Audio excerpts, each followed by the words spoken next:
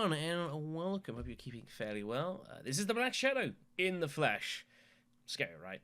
Anyways, welcome to Immortality. This is the new expansion that is coming out for Dune Imperium. This follows on from Rise of Ix, which came out back in March. And folks are now starting to receive their copies of the game, obviously with pre-orders made with Dire Wolf, but also starting to come out on game shelves. People also got information from the developer update, stuff that's been released by Paul Denon. And as such, now people are finally getting their chance to see what Immortality is all about.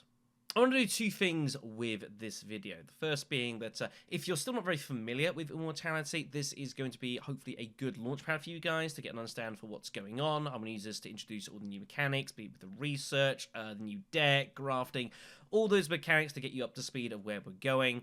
But I also want to use this as well as a chance to talk about a more sort of generalized overlook for Immortality as well. And kind of look at general ideas and strategies and theories that are going to help you become a better player at this game. This isn't just going to be focused either at just like people that are playing this game loads, kind of a more higher end, but even folks just kind of getting the grips of the game, maybe not even particularly familiar with Dune Imperium as a whole, and just general things I think is going to be useful to just have generally a much better experience of this game. Not necessarily that you're going to win more, but perhaps become a little bit less overwhelmed because there is a lot going on with Immortality as well. Now, this video is following on from one that was released by Orski a couple of weeks or so ago, where he made a deep dive into Immortality as well, and he just gave a massive load of first impressions of everything that he saw for the game. So he went through all the new Imperium road cards, the Tleilaxu deck, Idrix, the whole lot. He dived through it. It was pretty in-depth, and I don't think I can really add personally too much to that. And you know, in the spirit of mutual cooperation here at Hidden Assets Industries, I don't see a need to really cover all of that. Ultimately, I think that some overall game theory and more in-depth stuff is two sides of the same coin. As such, I would suggest you go and have a look at that if you're interested. There's a link to that in the video description below. Also, I will note that a majority of this conversation is going to be regarding both Immortality as well as running alongside the Dune of Ix expansion. You definitely don't have to do that at all. I have played some Immortality separately on its own. I'll make some distinctions of where the games do differ as and when we cross those, but the general crux of this is going to be with both expansions of Dune Imperium running at the same time, and that does definitely affect certain aspects of the game.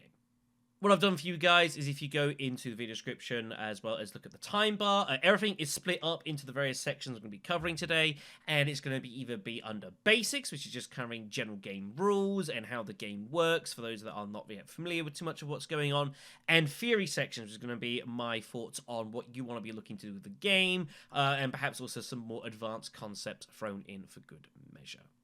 So let's start off with the new mechanics being introduced in Immortality, and we will begin with research, which is one of the really big things that's been brought in. And while it's not necessarily important to focus 100% on this, totally ignoring it is not going to be good for you at all. So first of all, really simple change. At the very beginning of your game, you'll have to change your beginning deck. You only have two of these Dune Desert Planet cards, and those are going to be removed and taken out for this, the Experimentation, which is basically upgraded for Immortality. There's two new symbols available for you as well. In the agent box at the top, you've got this research icon, and the bottom, along with the persuasion, you have a specimen token symbol. Again, it's pretty straightforward, so we'll start off with the research. Say if I use experimentation as an agent action, let's say I go to Imperial Basin for whatever reason, I still collect the spice, I can still put in troops as anyone would do for the conflict, but as well as that, you will get to advance one step on the research track here, which is this one here. Now, first glance, it looks like there's a lot going on here, and it might look a bit jumpy, but it's actually not as bad as it first seems. What you're basically doing here is you are kind of plotting your own path of how you want to conduct your research with the Telilaxu. So, I've got hold of one of these symbols, which means that I advance one column on the track. Now, at the start, it's pretty straightforward. I can only go one way, and that's here, and I get the reward. In this case, that is a specimen token. However, as you start proceeding further along the track, you can see that the routes you might decide to take your research vary significantly. So I might continue to go down a much more specimen-heavy route. Then you can definitely go ahead and do that. And we'll talk more about these specimens in a short moment. But you might also want to get hold of other things instead. You might want to start getting hold of these scarabs here. Now, every time you collect one of these, again, via agent action, via a reveal, via an intrigue, however you do so for any of these, This one, for example, will advance you one on the Tleilaxu track up the top here. And at first glance, you can imagine this looks pretty good because you can get hold of some intrigues here.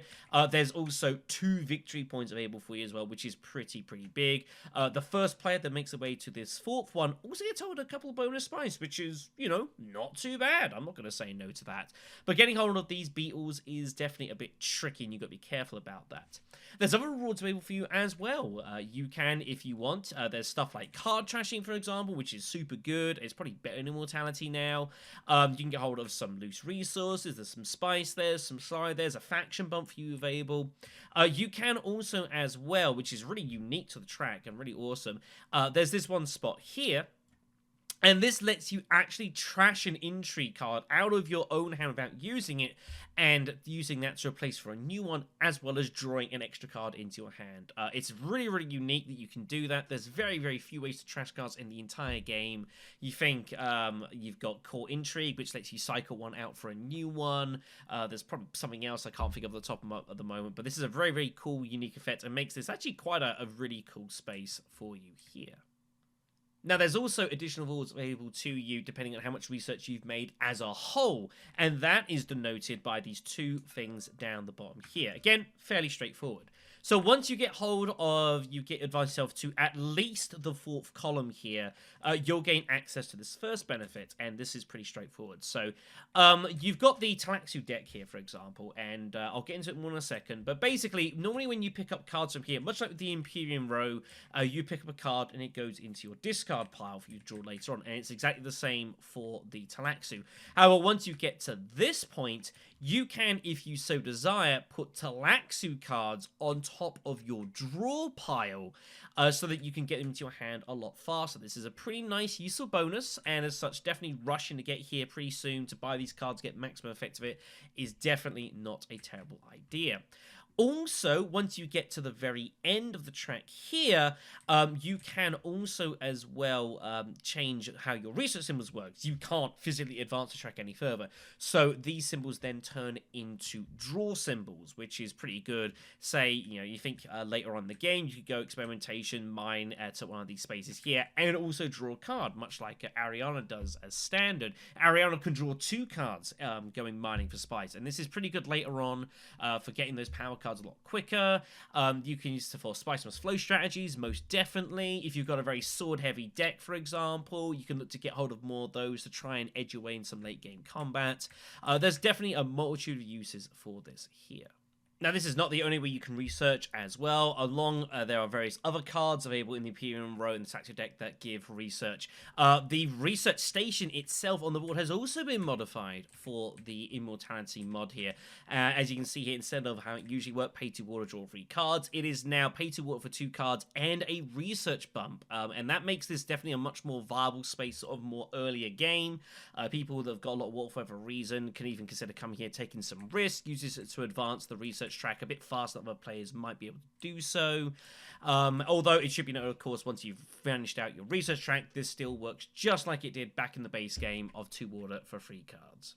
So that covers the research track, but we still got these specimen tokens we'll be picking up throughout the game. We need to work out what we're doing with them. So let's cover it.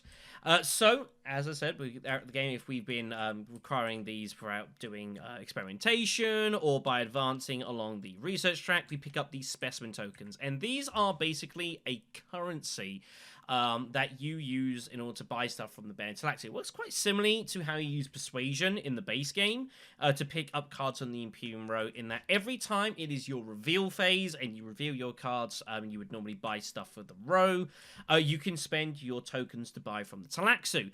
There's a few uses for them. First of all, the row consists of 3 cards instead of the Imperium row's 5, and you've got 2 cards that are from the normal deck, as well as this card here, Reclaimed Forces. This is a special card in that this is never, ever removed from the row. It's permanent. It's always there for all players as long as they can pay for it. And it's basically trading in your specimen tokens for resources. So you can spend 3 for a couple of troops into your garrison, or you can spend it to get hold of beetles in order to move yourself along the Tleilaxu track, which I think is not too shabby. However, the more common use you probably have, especially at the start of the game, is by getting hold of cards from the Tleilaxu deck. And again, these on the whole are pretty strong. We'll show them off a little bit more in a moment.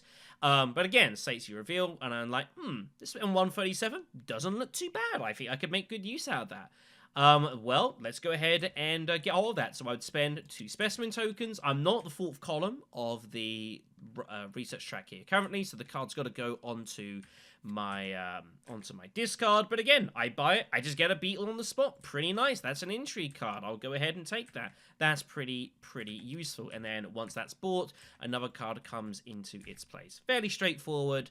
However, what you'll notice is I start showing you some of these cards, and what you'll come to learn is that the Tleilaxu deck as a whole is very, very strong. There is a lot of stuff you can do with this. These costs will range again from 1 specimen tokens to a meaty 4, but generally speaking, investing into this deck is not going to be bad at all. All the actions here range from either kind of, it's fine, to very, very strong, and some of them potential just straight game-winning cards if used correctly and in the right circumstances. So first thing to cover is the fact that you'll notice with a lot of these cards that they have a different looking agent action box, and they have the word graft on it. And this comes into card grafting, which is the other really big mechanic in this, and is a lot of fun, but can also allow you to do a lot of very, very cool stuff. Grafting effectively lets you play 2 cards at once when you do an agent action. There's a couple of rules to how this works, which we'll cover quite quickly here, but on the whole, it's pretty good. So let's go ahead and take, say, this Stitched Horror card, for example. Let's say I've got this, I've purchased this early in the game, and it's time for my, my agent action, and let's say that my draw a hand of 5 cards, and it looks something like this. Totally standard. So, grafting lets you play 2 cards at the same time in the one agent action you so decide. So let's go ahead and use the same example for our Imperial Basin, where we go ahead and use Experimentation, for example. Now, what I can do is I can also use Stitched Horror at the same time by grafting it to Experimentation. And what this will happen is that I'm allowed to send my agent to either spot that is donated on either of the cards, so I can still send it to the mining, or I could also still send it to a city space like Arakeen, for example. And then what happens is that you resolve the agent effects boxes of both cards at the same time in whatever order you so want. So I still get my spice, I still get my research bump, but I also get hold of any 2 of these as I so desire. So I can use this to get hold of some extra water. I can use this to trash a card on my discard. I can use this to advance stuff on the Telilaxu track. Again, you know, this is really, really good stuff. However, there are a couple of rules to grafting. You cannot play a graft card on its own. You have to graft something to something else. Now, it doesn't actually matter what you graft it to. It can be Experimentation. It can be to something that doesn't have an agent action, like Convincing Argument. You can graft it to a Tleilaxu card. You can graft it to another graft card at the same time. You are totally allowed to do that. But you've got to play it with something. You can't just have it stand alone. So you've got to be really careful, because it means you are going to run through cards in the hands that you draw a little bit faster when you're grafting as a recurrent. So just be a little bit cautious of that. But the main reason that card grafting is really good is because it brings into a concept of action compression. And this is something that we've talked about on the channel before with the card ranking series with CJ and Patience. It also came up as well a little bit in the same meta discussion videos we've done over the course. And what this is the idea of, in a game of very few agent actions, you think in a game of 8 rounds, you might get, say, 20 agent actions as a whole, if perhaps you're lucky. With very few actions, what you need to do is maximize the impact of every single one of those that you do. And action compression is the idea of getting the most things done in a single move. And this is where the grafting comes in. It basically inherently encourages you to do that. You're not going to say graft Stitched Horror to your dagger and still go to a city space. You're not really doing anything. There's no benefit for the dagger. But by combining this with experimentation, you're getting the research bump done at the same time. And this is why, if you again go back to the card ranking videos, and you think of cards that allow you to do this a lot, so say stuff like landing rights, as you go to cities and also improve your shipping, and cards like that. Piter is also an example of getting an intrigue at the same time as doing something. Shikalude, you're trashing a card for troops as well as mining, stuff like that. These cards rank generally fairly highly on our ranking list because action compression is such a powerful mechanic in the game, and is ultimately what is going to allow you to get over the hump, because it's a race, it's an arms race basically between you and the other players to get the absolute most done. And it's why stuff like shipping, for example, in Rise of X is also very, very powerful, because the amount of things you get done in one action is really, really significant. Now, returning to the Tleilaxu deck as a whole, one thing you may have also noticed with some of these cards is that they have this research symbol, which is back present on the research track. And what this is another concept in the game, in that one of the additions to being able to just put Tleilaxu cards on top of your deck, for example, when you acquire them by getting over to here, is that certain cards in your possession also get improved once you've gained enough research with the Tleilaxu. So, for example, Natural Reflexes is the classic example of you can graft this to any other card you want. So let's say I could go ahead and graft it to, say, a Diplomacy card. I could go to, like Steel Suit, for example, get some water, put in some troops, and I would also, with enough research, draw 2 more cards into my hand. That's pretty good. That is very, very strong. It gives you loads of options, sucking through your deck, so you're getting these power cards a lot more soon as well. Really, really nice stuff. Some other cards also even receive more benefits. For example, Scientific Breakthrough. Once you've maxed out your research, you can actually place as an agent card and trash it for a victory point. Again, really, really good. And that's one thing you'll also notice with a lot of these cards as well. Some of these agent effects are super strong. Twisted Mentat here, if you graft it to something else, the agent you send for that action, you can recall at the end of that action. Think of it as like kind of a version of Kwisatz Haderach. Rather than moving an agent from one space to another, you put it down, you get what you want, and then you take the agent back to do whatever you want at the same time. Really, really strong. There's lots of really cool stuff here. But as you look at these cards as a whole, the other thing you'll also notice is that if you, again, Twisted Mantat is a good example, and other cards here, is that while the agent effects are super, super strong, the reveals are not so much. And to be honest, all the reveals, even for these most powerful cards, these reveal effects are not really that great. And that's one of the things with Immortality with this deck. The developers want you to purchase these cards for your specimens, get them into deck, and use them on the field. They want you to just absolutely have havoc with them and go to 10 with your agents.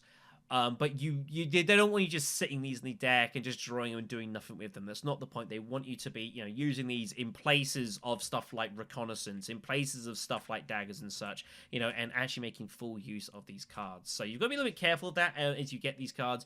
There's going to be times where maybe you might accidentally, you might draw at the end of a round, for example, and then you pull your twist like, that's pretty bad, because 1 persuasion, a sword, and a specimen cube is not anything compared to the power of the agent action itself. But definitely there is tons of potential available for you here.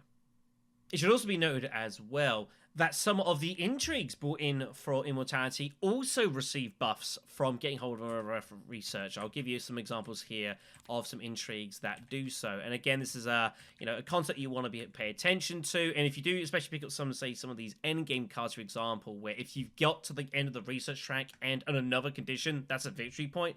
That's super huge. That's something you want to get hold of. Vision Talents as well is another good example. If you can max out your research track, you can get 6 swords in combat. That is absolutely huge. The only card that's better than that, just a straight swords, is Allied Demander, which requires you having an alliance and 2 spice, which is not easy to have sometimes. Vision Talent, just 6 swords whenever you want it. That's super huge for getting to the end of the track here. While I don't think you have to necessarily make sure that every game you're getting to the end of the research track, that is definitely not a requirement. There are going to be games where you want to focus it more on others, and especially if you start drawing cards like this, there is tons of reasons to go for it. So next up for us to cover is the new cards for the Imperium Road. There's a total of 30 being introduced for Immortality, as you're showing here. And again, I'm not going to go into these in like absolute full detail. Check out Orski's video for that. But there's definitely some that I want to show off here that I think are pretty notable. The first card we're going to talk about here is the Tleilaxu Master. Now, this is a card that has been coming up with discussions on the TTS Discord, TTS Club, links that as well, and debating about Tleilaxu's Master Strength. Now, the Master here is a funky card in that it has a quite a nice ability in that he basically self-funds himself. His agent actions, you can see it, acquiring cards that cost 6 or less in the hand, and that is obviously pretty good. But there's a lot of questions about his reveal effect, and the fact that he reveals for a persuasion, but he reveals for 2 research symbols, which on the face of it seems kind of nuts. You think how much progress you can make here, you know, in just the space, you know, if you're just kind of progressing, a couple of, you know, mining digs here and there. If 2 reveals of Tleilaxu Master change makes the difference between being here and being here. And all the rewards that come in the midst of that. That's pretty significant. And that is very, very strong indeed. And then, of course, that then funds once you've got enough research for him. And if you don't want to draw cards, you can use his agent ability, which is also incredibly powerful. You know, for research, you can put a card on the Imperium Road that is 6 cost or less and put it directly into your hand. That's insane.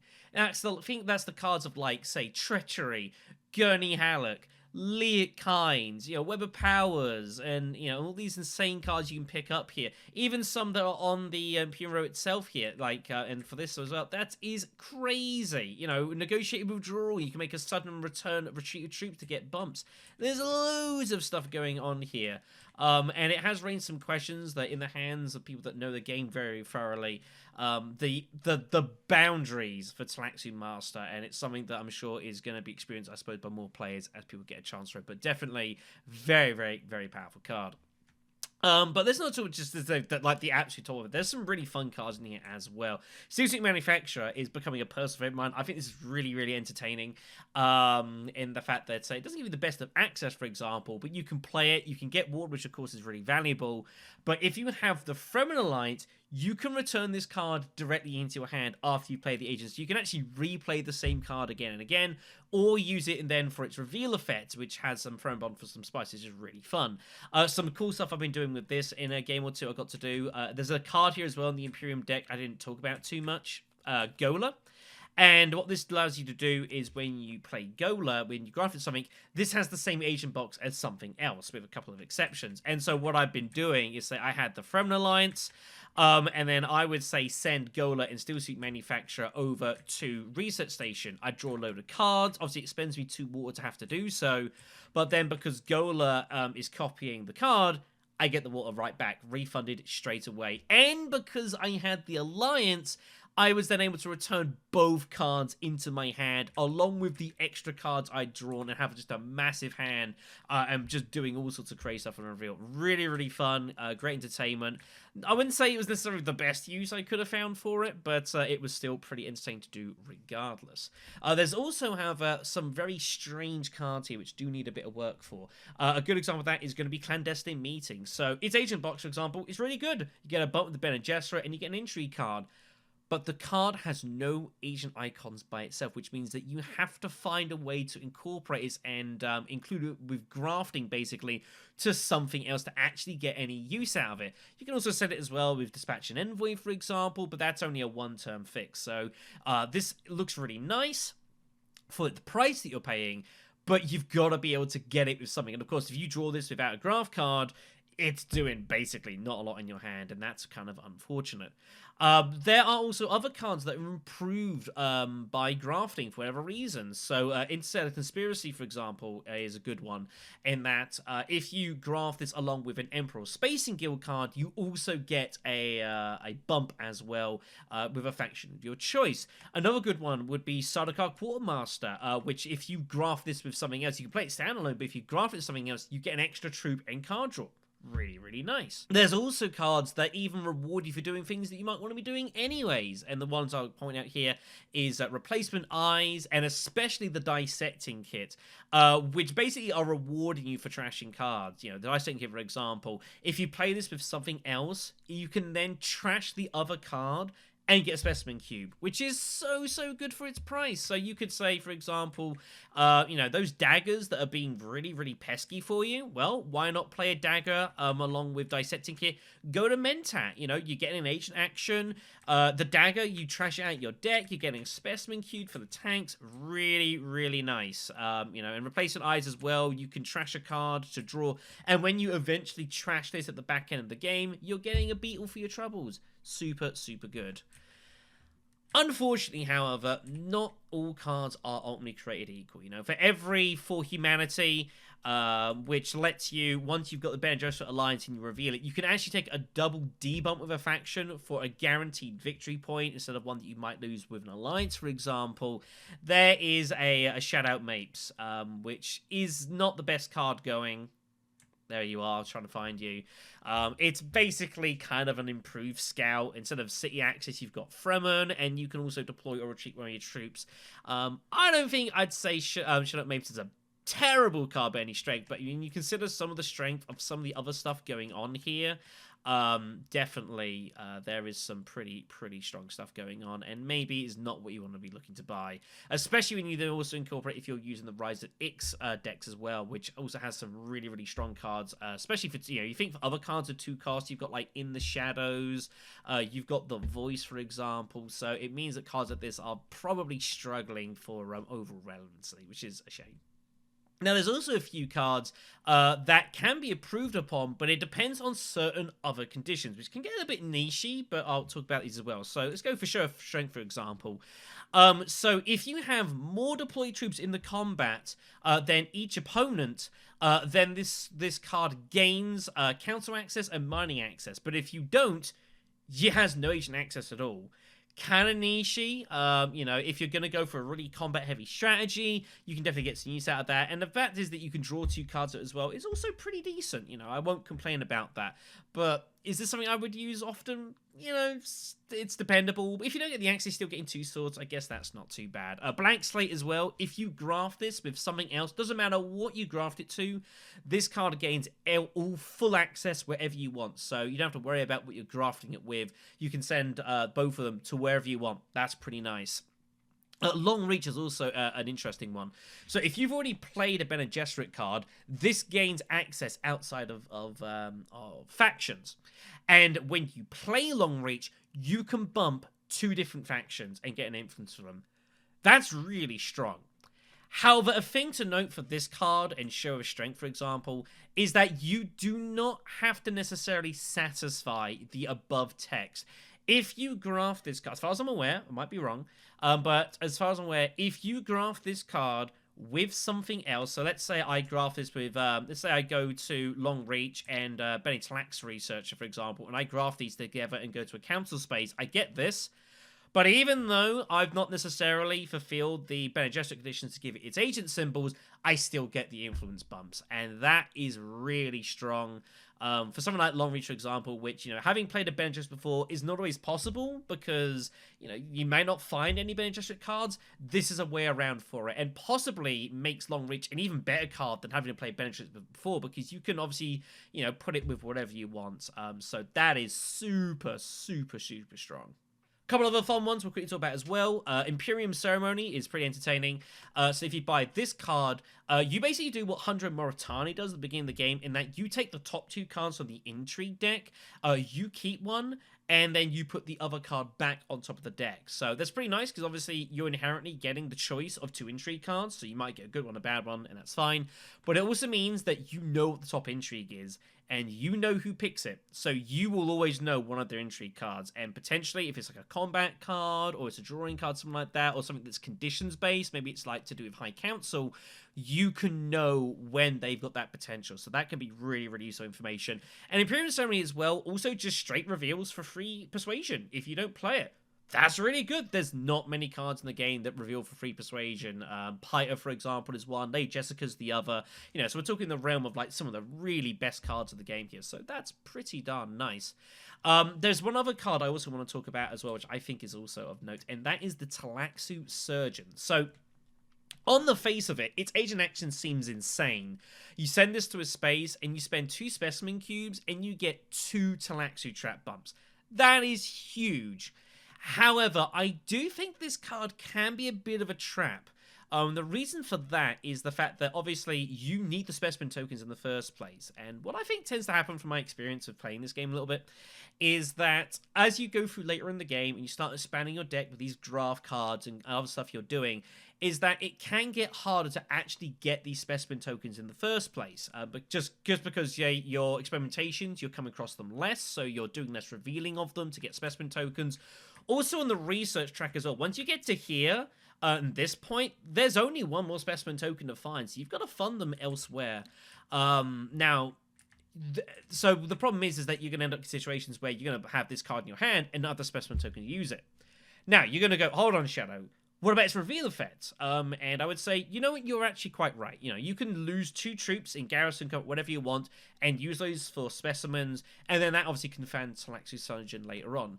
But this requires cycling through your deck multiple times to make use of it. So if you get Tleilaxu sort of mid-game and you've got no specimens and you're not really going for any sort of troops, for example, because you're just not going combat, how are you going to fund this? And if you have no way of getting specimen tokens otherwise, you'd have to run through your deck, find Tleilaxu Surgeon, reveal it at some point, then you've got to cycle through your deck again to get Tleilaxu Surgeon to actually use it for an action to cash in the bumps, and it takes a lot of time.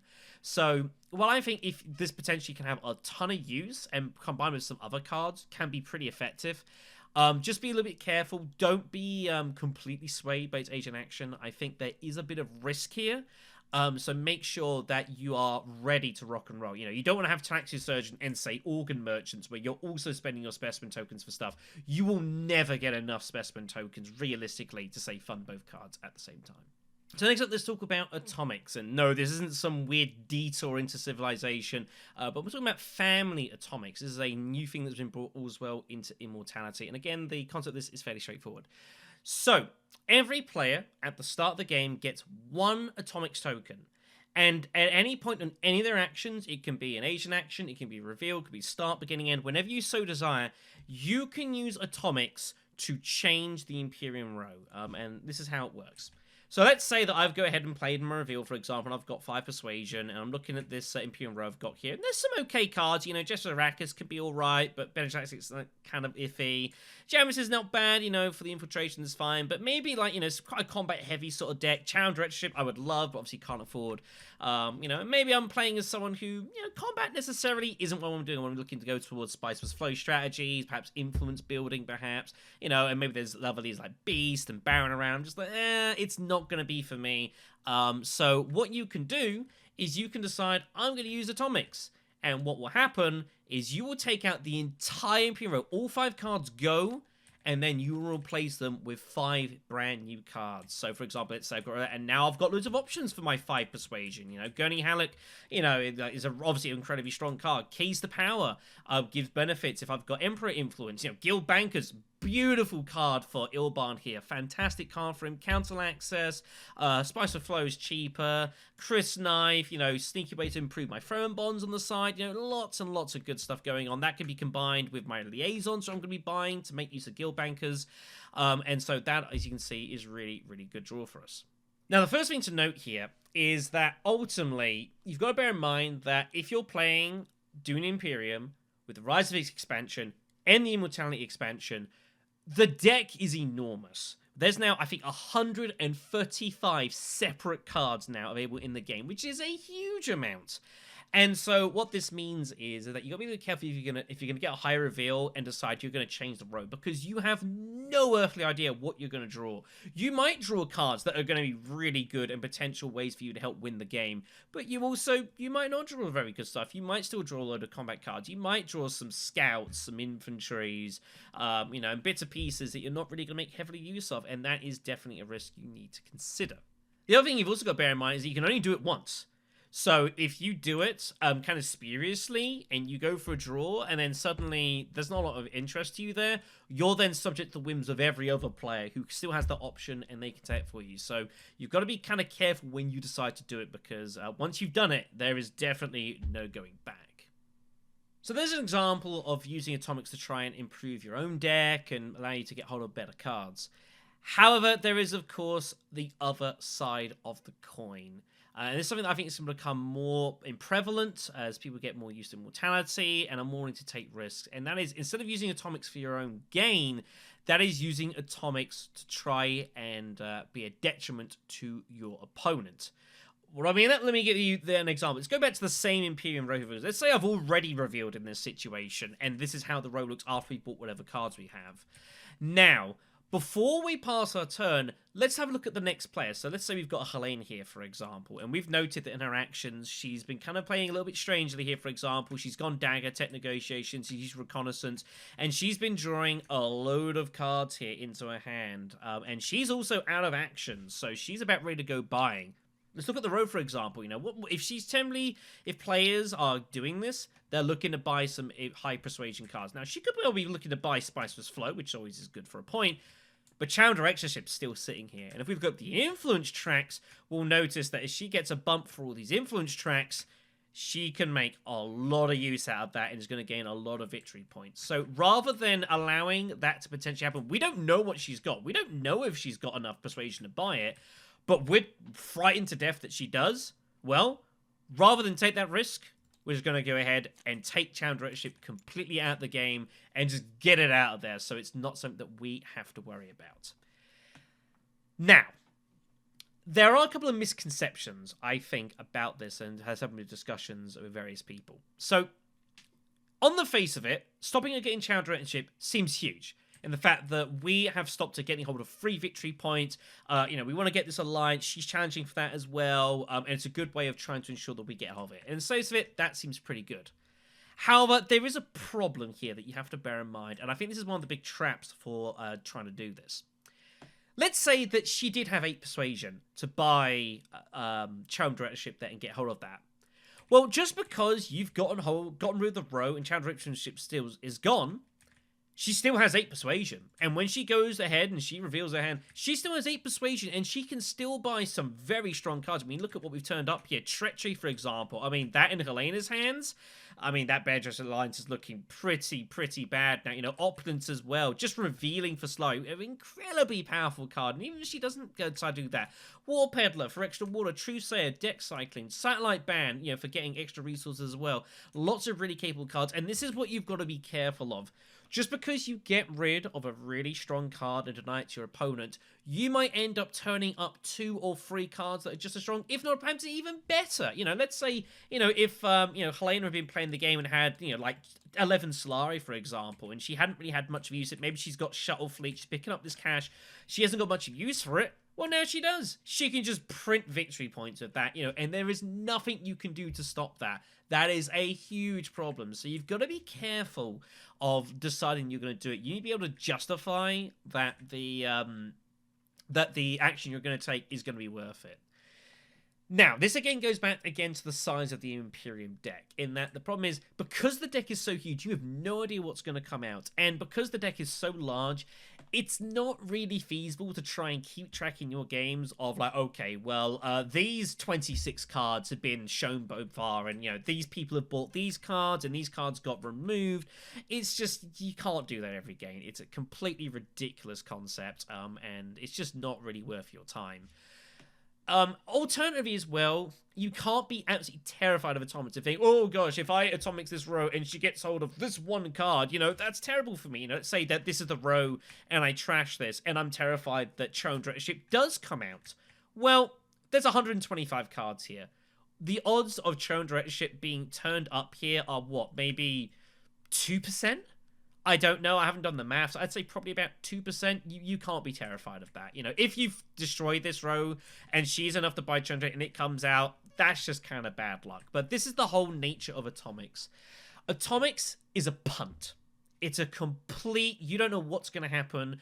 You're taking the row out, you're taking out the variables that you do know, and inserting a ton of variables that you have no idea what's going to happen. And again, there's some situations where that's going to be clear. Like in the first turn, for example, maybe you've got a really low intrigue hand, and like Weber Powers out there, In the Shadows, you know, The Voice, all these really strong cards that are also cheap as well, and you just want to deny them, because if the players get 3-4 use out of them, like that is a massive boon to them. And they're, yeah, sure, go for it.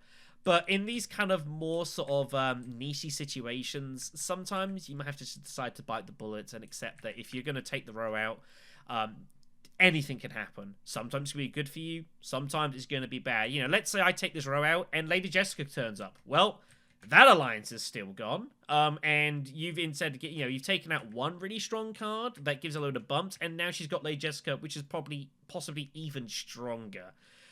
So just be careful with this, and you have to accept that you're rolling dice, and that sometimes it's just not going to work out for you.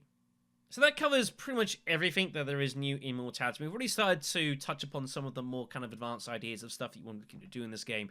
But there is one more area for us to cover, and that revolves around particularly high priority travel and occupation and their special symbols that they have on them. Now, those of you who have been playing Dune Imperium for a while might look at these swords that are on this card and think, hey, they look kind of remotely familiar. Well, the reason for that is because you've been looking at them the whole time you played this game. The symbols on these cards are actually the exact same symbols that are already present on city spaces, on your minings, your Fremen spaces. These are combat icons. What these inherently allow you to do on the board is that when you send an agent here, troops that you hire during this turn, as well as some troops from your garrison, can be deployed into combat. And these cards allow you to do this, but even on spaces that you wouldn't normally be able to do so, which makes them very, very unique. The one occupation card, as well as the 2 high priority travels. Now, there's some kind of general ancillary uses, for example, so let's go over them quickly here. So, for example, I could decide I want to go to high priority. Maybe there's a combat I'm kind of interested in, but I want to see what's going on here, but I definitely want to get some rewards. So I could go perhaps to Mentat, for example. I could buy Mentat, gives you the agent extra action. But this card, with 2 influence, mind you, with the Spacing Guild, allows you to turn Mentat into a combat space. So then all of a sudden, I can go ahead and I can send these 2 troops into combat because they're in the garrison. I'm in a combat space now. It's a bit weird at first, but, you know, it's pretty fun. Occupation, let's give an example for this. So this doesn't have any influence requirements because it's pretty expensive to buy. But if I send, say, Occupation and I go to Conspire, for example, then not only do I send a couple of troops from my garrison, but I also get hold of 2 troops from the space as well. So I get 2 more troops into my garrison, which doesn't want to work. And those can also go into combat as well, because again, now it's an agent space, a conflict space, I should say. You know, and so those general principles, you know, makes rough sense. You can kind of get that, you know, whatever else. However, if you're playing both the Rise of X and Immortality expansions, these cards' values go up significantly. And there is one reason that that exists. That is because of interstellar shipping. This is huge. And allows you to turn cards that are, you know, perhaps maybe a little bit speculative, lots of access, and this one, you know, could be alright, into monster cards. Let me give you an example. Let's say that rather than going to any of these, I decide that I'm going to go interstellar shipping with high priority travel. Now, I've already got 2 influence, because I have to have 2 influence in order to access the space in the first place. You can't get that otherwise. Not only can I get 2 bumps here, not only can I deploy 2 troops from the garrison, I can also ship at the same time. I get 2 troops from shipping. I can send those into conflict if I want. I also get resources. I can get 2 spies. I mean, that funds like private army. I get the money, for example, that pace of reinforcements. I get a bump. I can maybe also take that bump with the Emperor and get the alliance at the same time. I can then get those 2 troops and also send those into combat. You can start seeing how this already is starting to spiral. With 1 card on 1 space, there's already all these things you can already start doing. And again, this is going back to this whole action compression thing we've talked about before. And this is absolutely monstrous in the right hands. You can buy this as stuff like Restricted Warden, for example. If you've got High Council, in 1 action, That's 16 combat strength you've just gained. 16 strength! Completely insane. And you can still play intrigues on top of that. Secret forces, get some more stuff going on there. Double cross enemies. You could pay for dreadnoughts. You know, you can do that with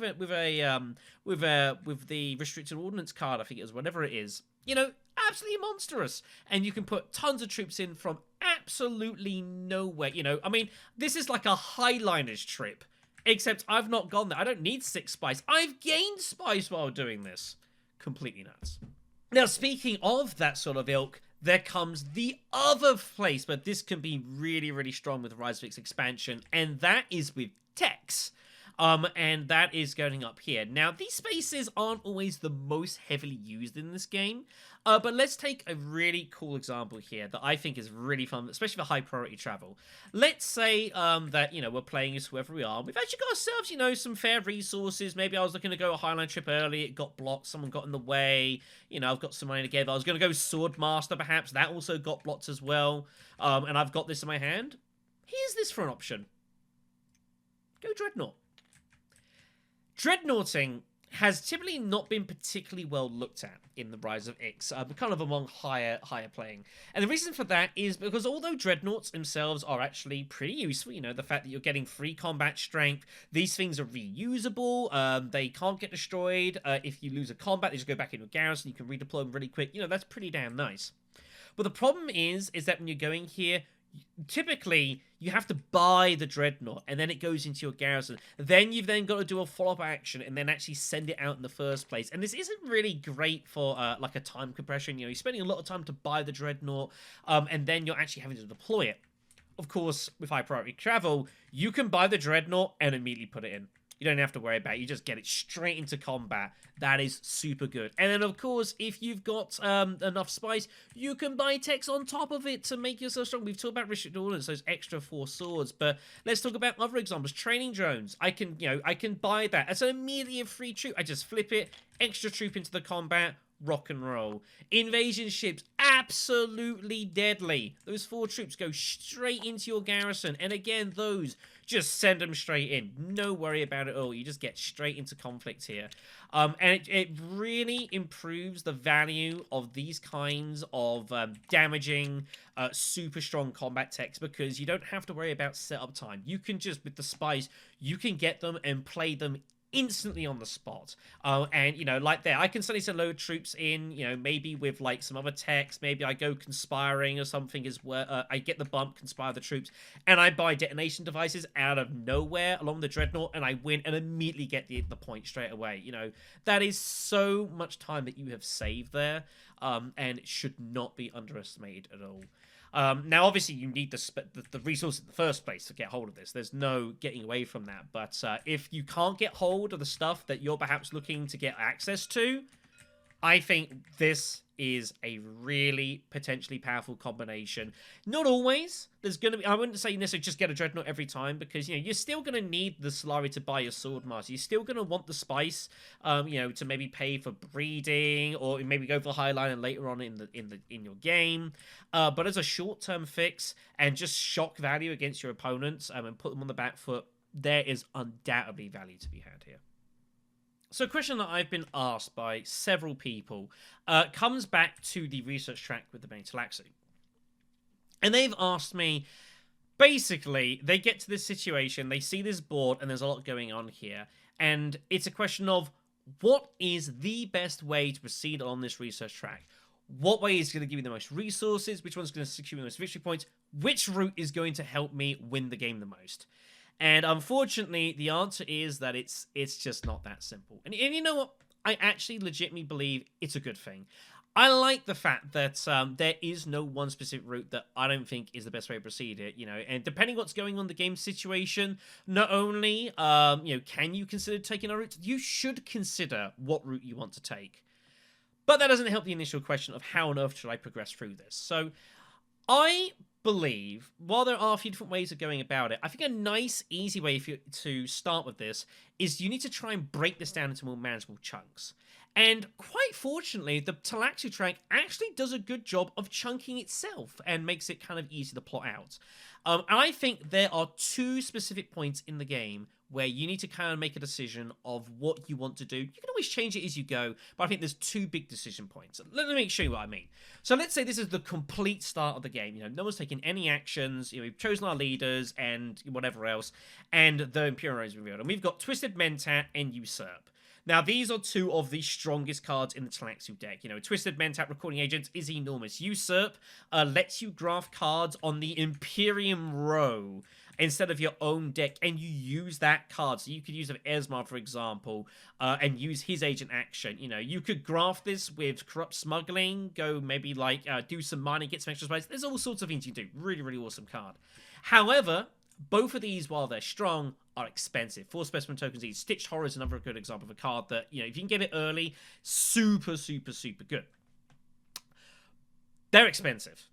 So we're going to need to take some actions in order to try and secure them. Because not only do we want them, we don't want other people getting them. And unlike the Imperium Row, there is no atomics to get rid of these cards. They will stay there until they're bought. And believe me, someone's buying these cards. So this seems fairly straightforward as we're advancing on the research track. We're going to want to go pretty specimen heavy here. You want to go ahead, you want to bank these up, you want to find your scripting's broken, and you want to gather hold of all your tokens here so you can get them, get these cards, get them into your deck as fast as you can. And obviously as well, the further you're advancing on the research means you can get these sooner into your deck. Obviously, that's pretty strong. But there might be different situations. Let's say that that's not actually what you've got. Let's say that you draw this as your opening hand. Unfortunately, it's a lot less appetizing. From the tanks, is it the weakest card in the Tleilaxu deck? I mean, quite possibly. Slick Farmer's not too bad, but, maybe you've not really got much use for the cash. Maybe you've been drawing cards that just don't have a lot of access spaces, and you're going to get very limited use out of this. That's a problem. And as such, maybe, you don't really want to buy these cards. Maybe you want to be doing some other bits and pieces. Well, don't go specimen heavy, Maybe you want to consider taking... You've got to look at kind of what you want to be looking to do, So here you might decide, well, let's go Beetles instead, Let's go ahead and get hold of, some access to my victory point. Maybe I want to make a dive, get some resources. I want to make a dive, get some faction influence. That's going to be used to secure some alliances, because this ultimately is just not particularly desirable. This is the first point you need to make a decision, is the very start of the game, which is obviously a problem because you don't really know much about how the game's going to go, and you're acting on very limited information. But the information you've got is these two cards, and this is what a lot of your initial basis of how you want to proceed the game has to go. Look at the cards in the Tleilaxu deck here and say, do I want them? Are they beneficial to me? Are they going to help me win the game? Obviously that 5 slurry for Beetle, that's good. And over the course of the game, Slick Farmer is going to, be of use to you in the long run. But, you've still got to use that side of stuff. I've still got to pay for Swordmaster. I've got to pay for High Council. Maybe you end up going Dreadnoughts. Maybe you're like Ilban and you're going to be going to Mentat a lot, And this is a problem you've got to be in. Maybe I'm not going to get max access to shipping. Maybe there's lots of shipping people, and shipping is a really good way of getting a lot of cash. So I'm just not going to be able to fund Slick Farmer. That is a bit of a problem, so you need to be careful of that. Now, again, alternatively, let's say, not necessarily that they're in the row, but let's say you've got cards that are being benefited by research, for example, Scientific Breakthrough and Unnatural Reflex. We've talked about these earlier on. So if you've got these cards in your hand, obviously their strength is by getting research done. So maybe what you want to do, instead of taking a more resource-heavy route, is instead we're just going to race through this track as fast as physically possible. And you can do that because, as you'll notice, there's some research bumps on the track. And what happens is when you go here, for example, and come here, you immediately proceed to the next spot. You go here, you immediately go to the next spot, and you're absolutely barreling through the research track in really super quick time. This obviously is inherently pretty good because you're getting to the end faster, you're getting those benefits a lot quicker. However, you'll notice that these routes, there isn't a lot going on resource-wise, especially considering like the middle of the row, especially like this spot, for example, is super, super good, but there's a reason it's not on the edges. It's kind of steering you away from taking these side bits. Card trash, for example. If you want to do this card trash and specimen early, you can't take any of the speed routes. You can't physically get there. These specimens, if you're still going specimens for whatever reason, that's going to be difficult to achieve, And then down here, for you take this route, you've got to go take the 1 Solari. 1 Solari in the long run of things, is that going to win you a game? Probably not. It's almost a blank, really. So, these are the things you've got to bear in mind of what you want to do here. You've got to, like, the very start of the game, kind of make an assertion of what you think your prospects are going to be, specimen row-wise, Tleilaxu row-wise. And if you want the cards, go with specimens. And if you don't, maybe take beetles or make an assertion that you want to make a punt for the end of the row. Now, the second point where I think you need to make the decision on what you want to do, if the first one is at the very start of the game, is once you make contact with the fourth column right here. And the reason I say that is because if you're intending to get to the end of the research track, this is the point where you've got to start deciding, what do I actually want to get at the end of the research track? And the reason for that is because, say, if I'm in this spot right here, the only way I can ever get down to this spot is I have to take the bottom route every time. Same as here. Once I go here and I get this one Solari, I want to get the 2 spice, I have to take this top route here. This is the break point where if I go up, for example, I can't get there anymore. That's gone to me. And I've got to be, happy that I'm not interested in this. And bear in mind, by the way, 7 Solari for 2 Burning Tleilaxu bumps is potentially enormous value. I mean, you think if you're here at this point, you've got this victory point. By just going down every time, that's my 3 bumps right there. There's a bump there, and for 2 Solari, I'm getting an intrigue and a victory point. That is crazy, crazy value to be considering. That's like on the level of, like, beyond opulence, and you've got to draw that card and then reveal it at the right time. That's crazy, crazy stuff to get hold of. So this is the point you've got to make that decision. Now, obviously, you can still pivot from it. If you're really kind of unsure, you can always go down to the specimen token down here, and you can get that. You can go to this beetle track, and you can still pivot upwards if you want to do so.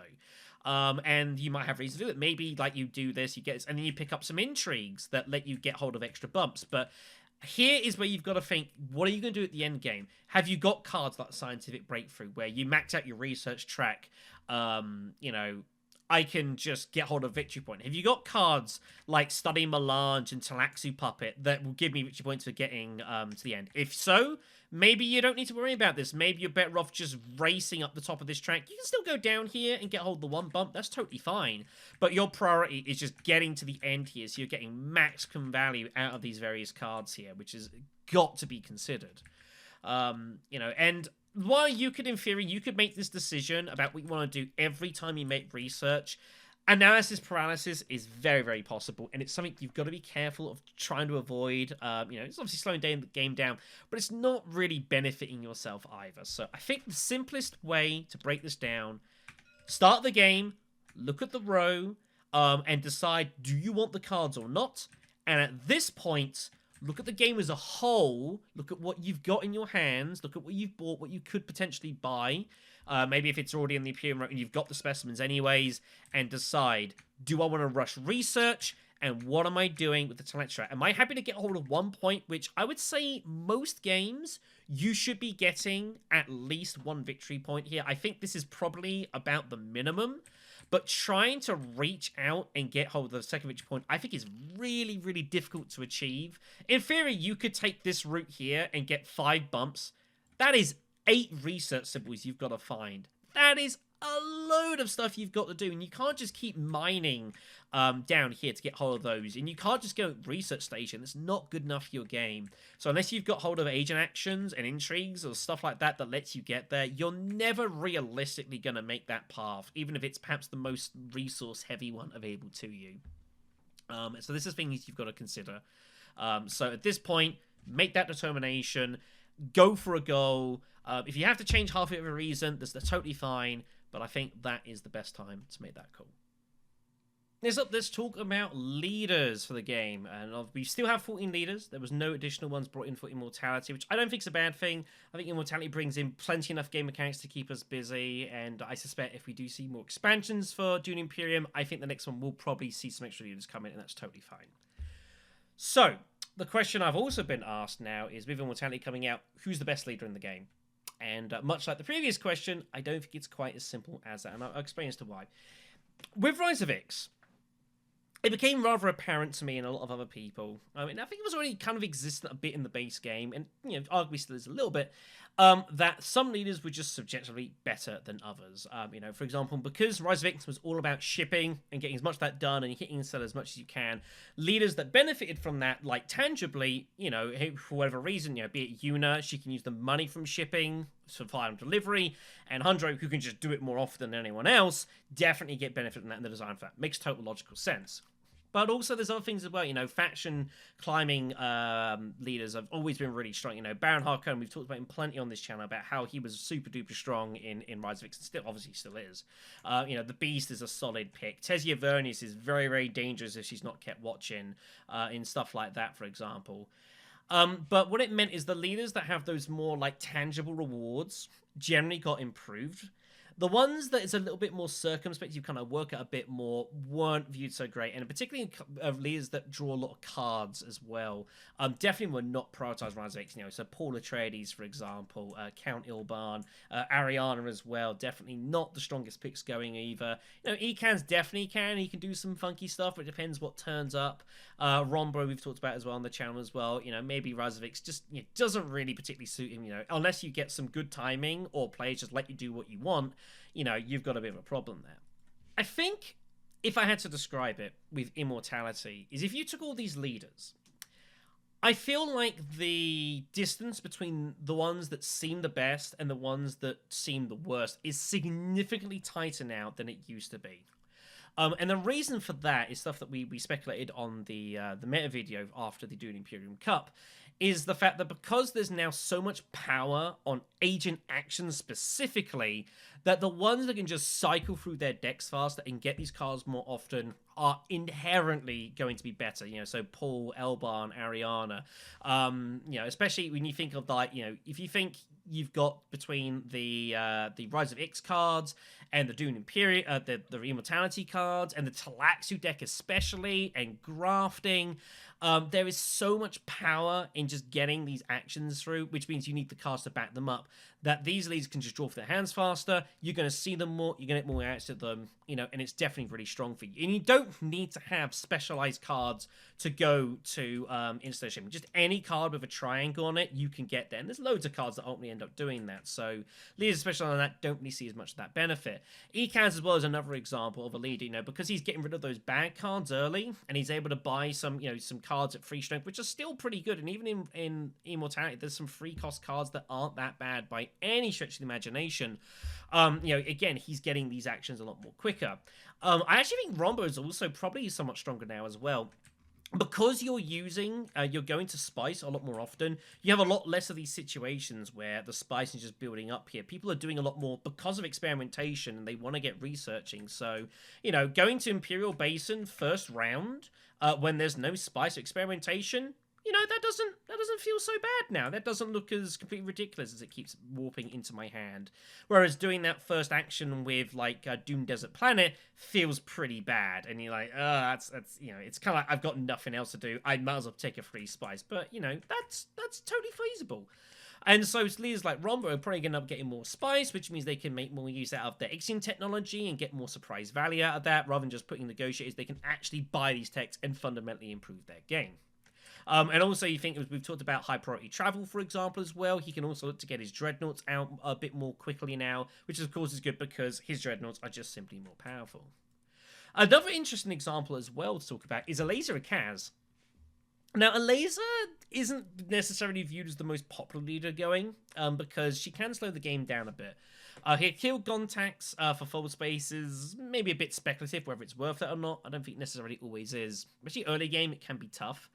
But her one-step ahead ability allows you to put down one of your cards you draw into like your second agent spot face down. And when it's your second action, you flip it up, and if you use that card, you get a particular resource. If the card only has one agent icon on it to send to, you get a spice. That's really good. But that's your problem if you want that spice. Let's say I get, like, I don't know, like, say, Imperial Spy, for example, as a card, and you want to use that in your second action, pick up wealth, pick up some cash, trash it for the entry, pick up some spice. You know, it's not too bad. You're getting a whole load of resources. But, of course, someone blocks you there and gets in your way first. That's a problem. And if you don't have the spice to pay for that, then that card's done nothing. It's a one reveal, complete waste of time, you know, and that's the way it goes. And obviously, you don't know what people are going to do. However, her one-step head ability is very interesting in that at the start of your second turn in a round, reveal that card. And that's the thing. That one card you put down, a laser has is a huge beneficiary of grafting. Because, and let me give you an example. Let's say, Unnatural Reflex, for example. Let's say I put this down as my second agent action card. And I flip this and I decide I'm going to play it. The mechanics of the game work in that when a laser goes to do her action and she reveals it, her ability only cares about this card. Even though it's a graph card, and even though I'm going to play this with, say, like, you know, Corrupt Smuggler or Esma or whatever the hell else, it only cares about this. So as long as I use this card in some form for that agent action, I get that spice. And what this also does is this pairs incredibly strongly with those fold space cards she's been buying. And all of a sudden, this Unnatural Reflex card, it doesn't matter where I send it to. As long as I graft it with a fold space card, I can send it to anywhere I so deem fit, and I still get the one spice from her ability because I'm only ever using this card for that ability. And if I send it there, and if I've got the research, I'm drawing 2 cards on top. If I'm drawing 3 cards, because fold space also lets me draw a card as well. And she's a huge beneficiary of that. And no doubt that she has been assisted by the addition of grafting and the way it works with her ability. There's no question she's better there. So there's some tangible examples of the weaker leaders and why I think they're stronger. Now, that's not to say that I don't think the stronger leaders are weaker at all. I don't think so at all, you know. Shipping's still good, you know. And I'm not going to sit here and tell you that instead of shipping is no good anymore, because it's a complete lie. Instead shipping is still very strong. We'll talk about it more in a moment. You know, and the thing is, though, is that when I've played games, especially casually, I admittedly do have a habit of just not going shipping because it happens in every game, especially in Rise of Ix, and it gets boring sometimes. I just want to explore other things, you know? It's probably why I lose so many games. No. But the point is that you don't have to, like, be reliant on that anymore. And as such, leaders that aren't specialized in the sort of things that Ix excels in, Immortality gives some extra strength on top of that. And I think it definitely makes leaders significantly more balanced. Now, that's not to say I think everything is, you know, unfortunately, CJ, Memnon is still not great. I think Spice Sword probably is a little better because, again, you're getting more spice anyways, probably. So you're going to get hold of more text and stuff, maybe with Highliner trips and whatnot. But Connections is still not very good, unfortunately. That's the way it goes, so alas. But regardless, I do definitely think that it's a lot tighter of a spread now. And that's great to see. You know, and I think that is really good. I think everyone is playable. I mean, like, if the situations where I'm seeing, like, Ariana getting played in 4th position, for example, and it doesn't seem completely absurd with no Saiyadina, you know, that's probably got to tell you something. Now, talking in a bit more things and a bit more advanced detail here, let's go over a couple of extra concepts here. So, first of all, compensation for 4th position. Something that's been talked about plenty with the Rise of Ix expansion is the fact that 4th place position was not a very good place to be, because you're typically like one of the last people to get to instead of shipping, and importantly, you're almost never going to be the first person to get there, and whoever gets there first and gets first use of this is definitely at an advantage in the game. There's no question about it, because if you think about it, let's go for a general game here. Let's say red starts. Well, turn 1, red goes fold space. Round 2, green goes fold space. Round 3, yellow goes fold space, and it's really hard for blue to make any predictable progress unless you're playing as like a Tesia, or you pick up memo quarters and win a combat. Maybe you get a lucky intrigue that lets you get there. It's pretty hard for 4th position to ever get there in any kind of realm of time before like rounds 3, 4, 5, 6 sort of thing. And the problem with Ix is that if you're not shipping, you're generally behind the game. Because what else are you going to do in Rise of Ix expansion? There's not a lot else. You know, you could go mining, I guess. It's not particularly great. Those Dune cards aren't amazing. Could buy some techs, but again, it's a lot of time you're spending. You could hit faction tracks, I guess, and it's generally not a bad thing to do. Try and focus on a track and just try and get an alliance as soon as you can. Definitely also an option, but it's still a little bit speculative.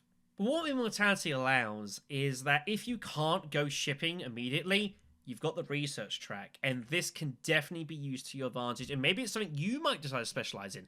Let me give you an example here. So, going back to the example, let's say I'm in 4th position. If player 1 and player 2 and player 3 are hitting fold space, what that means is they're not spending those actions using experimentation, and they're not making particular progress on the research track. Now, what this can mean is that the player 4 is typically going to be able to do that more because they're typically going to be able to play them, whether it's maybe it's going to smuggling or going to, mining, whatever else. You're making more progress on that track than other players. You're getting there faster. And what this means is that you're building specimen tokens faster than other players as well. And so, basically, if player 2 gets access first to shipping, obviously that's pretty strong. But if they're going shipping and they're spending effort going to forward space to secure that, then they're not looking at this. And they're not going to be able to... You can't have everything in Immortality. I think that's one of its strengths. You can't go shipping and get that first and get first dibs on the best cards. If you've got the likes of Twisted Mentat, if you've got the likes of Usurp, whoever goes shipping is not going to get first access to these almost ever because they're having to go forward space and they're spending time on that, which allows other players to bolt for these cards and barrel these tracks. You can go to mining, you can get these specimens, you could pick up some water, you could go research station if you want, and try and absolutely race for these cards and get them before other people. And this is your compensation in fourth position. If you can't ship straight away, do something else. Barrel a faction track. Go researching. Get hold of these power cards if they're there. Play the likes of Paul, for example. Paul Atreides, of course, he can cycle through his deck faster than anyone else, and he's going to be able to sign these experimentation cards a lot faster, and he gets those specimens faster. And these 4-cost cards, he can get there first before anyone else can. And if you can get like Twisted Mentat or Usurp round 2, round 3, that's huge. You're going to see these like 2, 3, 4 times possibly, and think of the value. Think Twisted Mentat. You see it forward. That's 4 extra agent actions throughout your game. That's nuts. Now, would I take 4 agent actions over mostly dominated use of instant shipping? I don't know. It comes down to the whole question of, a few really concise, powerful turns to more turns, but perhaps you're doing less at each one of them. It's a balancing act. It depends. What's the rest of your deck? Are you still doing research? Have you got cards that can benefit from that? Or are you still using kind of general starter cards that don't really matter too much, with not a lot of agent access going on, and you just want to get pure quantity in? That's going to vary game to game. But I think that the general theory behind it, and that if you can't ship, it's hard to win the game, I don't think holds anywhere near as much as true in Immortality. This is also bear in note as well that ultimately there is also more ways to infiltrate as well in Mortality. Not only have you got all the ick stuff going on, with invasion ships and stuff, you've also got the Tleilaxu infiltrate, which I should also make a note of here. And for 2 specimens, you can just block, and you can just go through places but they're already occupied. I think this is a bit cheap. To be fair, I think this game also has a history of having a lot of cards. Their infiltration is not heavily valued. You think of the like of Jamis, for example. 2 persuasion, throw an infiltration. Really strong. You think of the likes of, what's another good example? Choam. Not Choam. Choam Delegate, for example, is the classic one. 1 persuasion, and you get mining access, which, of course, you don't ever use for mining. You use the hit interstellar every single time, for 1. Really, really, really crazy, The developers have always made these fairly cheaply infiltration cards, so it's not a surprise to see that continue. But again, this is further compensation, for people further down the line. If you can't go shipping straight away, you get Tleilaxu Infiltrator, it doesn't matter. If you can draw this often, it doesn't matter. When you play Tleilaxu Infiltrator, you're drawing cards as well, so you're seeing this more regularly in itself. It doesn't matter as much anymore. So, in summary, definitely being in the back end of the turn order, I don't think is anywhere near as much bigger deal now as it is in Rise of X, and thank goodness for that. Now, tying into this as well goes into, I think, something else that Immortality does, in that I think it encourages playing a lot more flexibly, or at least that being a flexible leader is a lot more feasible in Immortality than it was, say, with the Rise of X expansion. And again, this goes back to the whole concept, like, if you're not shipping, you're struggling. And again, now, you don't have to ship loads. You can do it a little bit here and there, but it's not as imperative. There's other things you can do. And leaders that perhaps don't have those specific specializations fare significantly better now, because it's not about so much what the leader specifically is good at. It's more important about what your deck is, what your cards is, what abilities do they have, how can they graft together, what synergies do they require, what can I do with it, how can I infiltrate, that's a far more important aspect now than I think the leaders are. Whereas, I would say in Rise of Ix, that the leaders makes a fairly significant determination how you want to play the game. Obviously the Beast is always going to be, better at combat, and ECAD is always going to have a much trimmer deck and much more tighter actions. I don't think it's anywhere near quite as important now as it is nowadays with Immortality, where it's down to your deck and it's down to your cards and it's down to how you use them and how willing you are to be a bit creative sometimes. If you need to make like a pivot for whatever reason, like in Rise of X, let's say I'm in player free spot, for example, and like say I've got an early access to interstellar shipping, for example, and I'm going to do that, great. And then suddenly player 2 got an intrigue from the last combat, and it gives them their second bump because they were in fold space, and then they're getting to interstellar before you are. And that means that, you're being blocked. And that's really annoying, and that's going to inhibit you, and that's an issue. In Rise of X, that can be pretty disastrous. But again, in Immortality, it's not a big deal. If I can't go there, fine, let's pick up some loose spice. Let's go smuggling. Go factions. It's not as big a deal anymore. And there's so many powerful agent actions. Beguiling Pheromones can turn any faction access card into a double bump. Obviously Usurp, it gives you it's designed to be flexible. It's such a good card for Paul Atreides there as well. Really, really strong. That there's just so many more things for you to do now. So don't feel so committed to only playing one style of this game. Even in the same game, if you need to pivot for whatever reason, go for it. I've played several games. I've played as the Beast, for example, and suddenly everyone else just arms themselves to the teeth with sword decks and dreadnoughts. And I'm like, what? Cool, fight. I'm not concerned. I'm just gonna sit back. I'm gonna hit my research track. I'm gonna do some Spice plus flow drawing. I'm gonna barrel one of the influence track, put someone under a ton of pressure. I don't need to fight to win games anymore. It definitely helps. I'm not going to lie about that, and especially if you've got those, if you've gone hard early and gotten a couple of early points from combat early on, it puts a lot less pressure on you, but you can definitely pivot a lot more in this game. So don't be afraid to do that. If so, maybe even look for ways that you can do that. Again, put your opponents off guard, make them kind of unsure what you're going to do, and it's going to affect them as well. So next thing we're going to talk about is something that I've noticed myself from playing through this game. I've not been asked particular questions about it, but it's something that I think I've definitely spotted here. I think this could well make the difference from the higher edge games where everyone's playing pretty solidly as to who kind of gets over the line. But I still think this is something that's going to be pretty useful regardless for any kind of game you're playing. Be it other versions of Dune Imperium, be it different games entirely. And that is something called card discipline. Now I know you're going, Shadow, what on earth do you mean by card discipline? Well, let me give you an example here. This will take a moment. So let's take, this is a mock scenario I've just put together. So let's say this is a first round of the whole game. We're playing as Paul Atreides in fort position, as I know I've done quite a few times.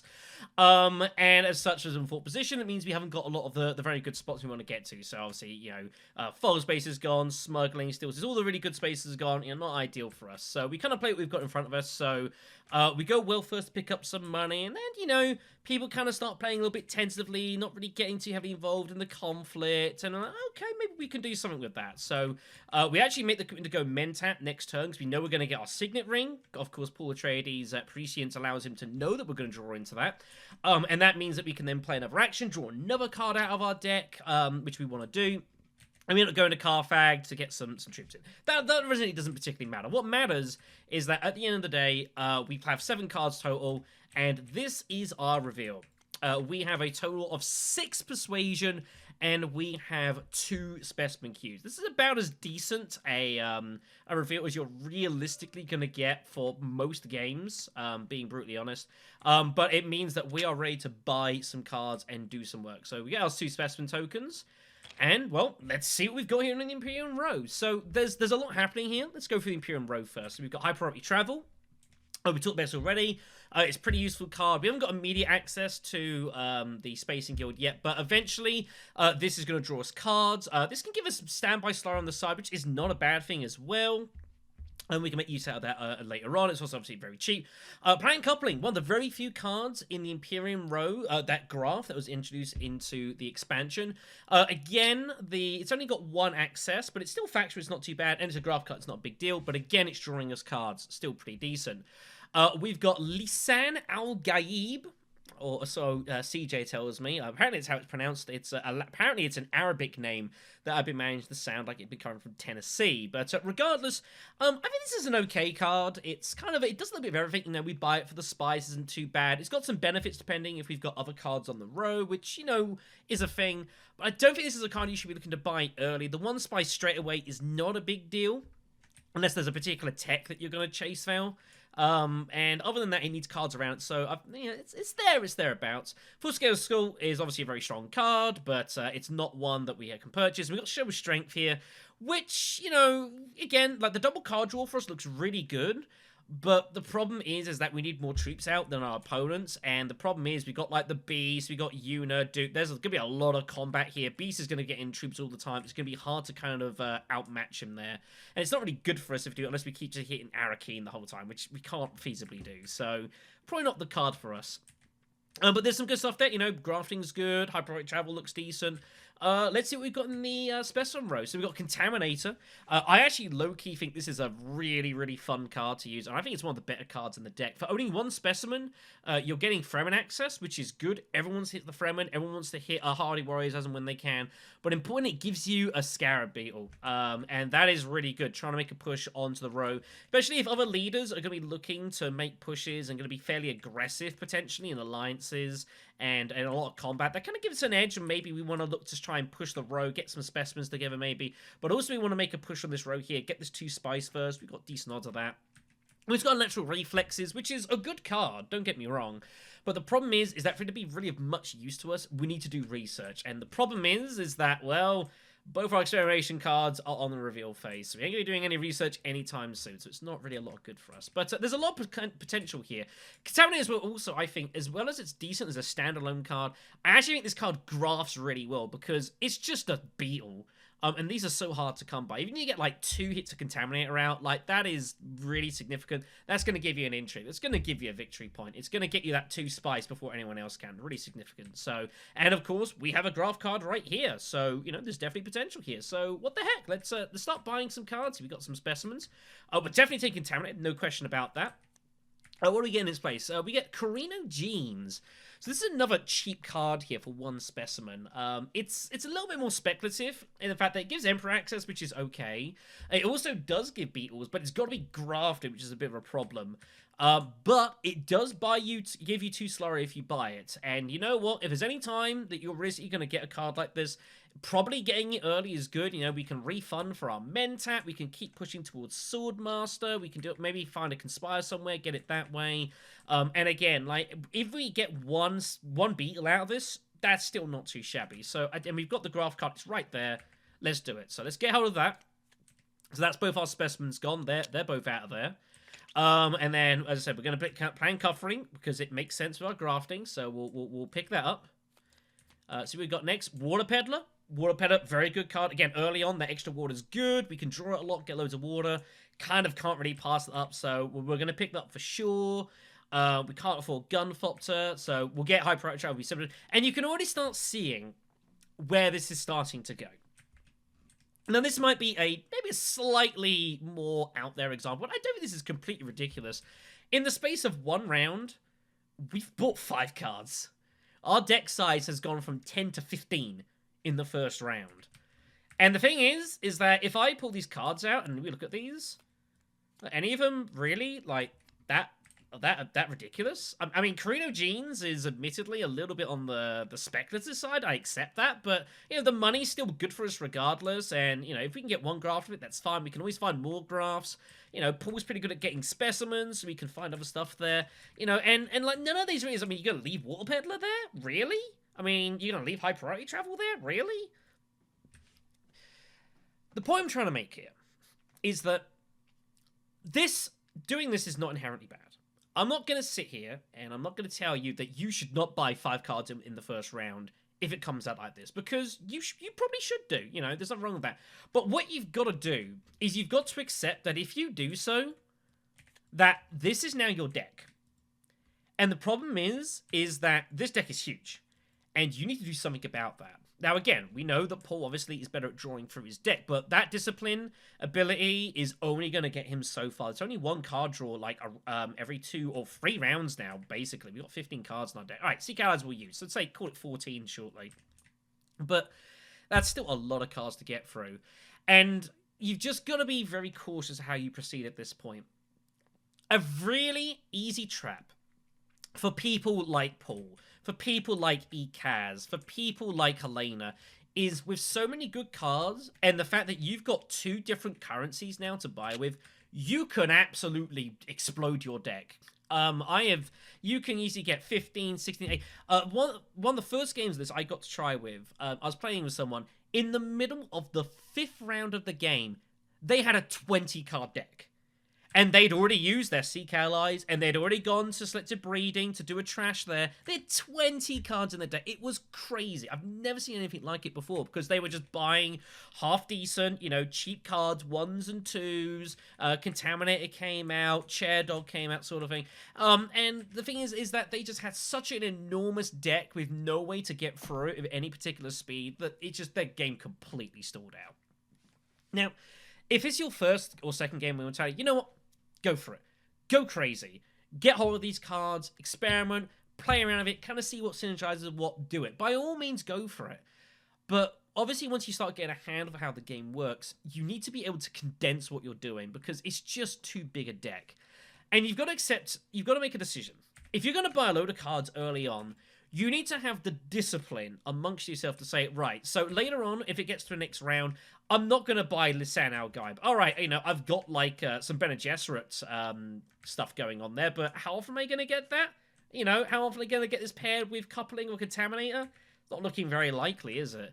And I have other cards like Gunflopter. Gunflopter's a really solid card. I'm never going to say bad to it. It's really nice. It's a good way of getting hold of some extra places in combat for not a lot of expense. The Agent Action I don't think is amazing. But it's still pretty useful. Ixen Engineer, of course, really nice. 3 tip tiles. That's a point. Great. But the problem is that if your deck is getting huger and larger and larger, and you're not managing to get rid of these cards, like, how are we trashing these cards here? I mean, you've got a trash spot there, so that's 1.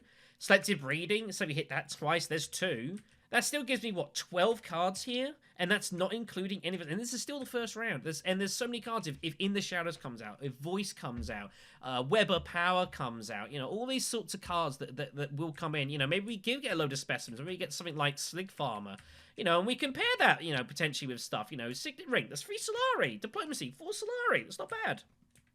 And you can just go down this rabbit hole and just keep going, and it was an enormous deck, and you just, even though you have all these really strong power cards, you see them so infrequently, it doesn't matter anymore. And that's the problem. Somebody who's obviously can get away with this a little bit. Ekaz can definitely get his way around that a little bit because he can trash a bit more reliably, but he's still subject to the same issues. And God forbid you're doing this to say someone like the Beast, for example, and you get like a 20-card deck with no prospect of cycling through because your spice is going towards Highliner, it's going towards text for like combat reasons.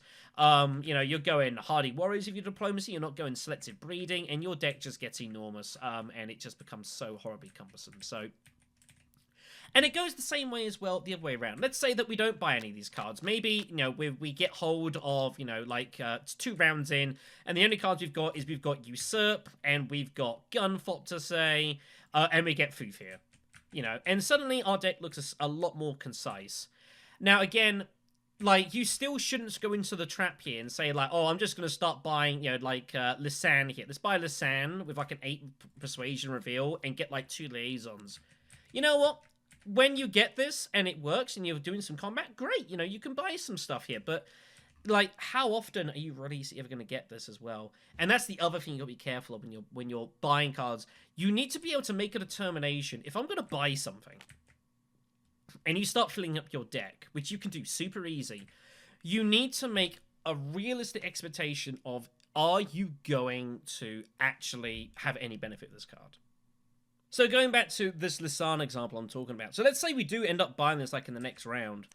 The question you have to ask yourself is, if I'm going to buy this, how is this going to help me win the game? And not just saying, oh, well, look, I'm going to get some Ferrum bumps. There's a point. Almost always, over the course of a game of Dune Imperium, you're almost always going to have visited the Fremen twice. Whether it's for steel suits to get the water, or whether it's for hardy warriors to get hold of the troops to try and get a win in a combat. You're going to get it at some point or another. Just getting this is not going to be that strong unless you're going to make a realistic attempt to try and win the Alliance. So, are you going to win the Alliance?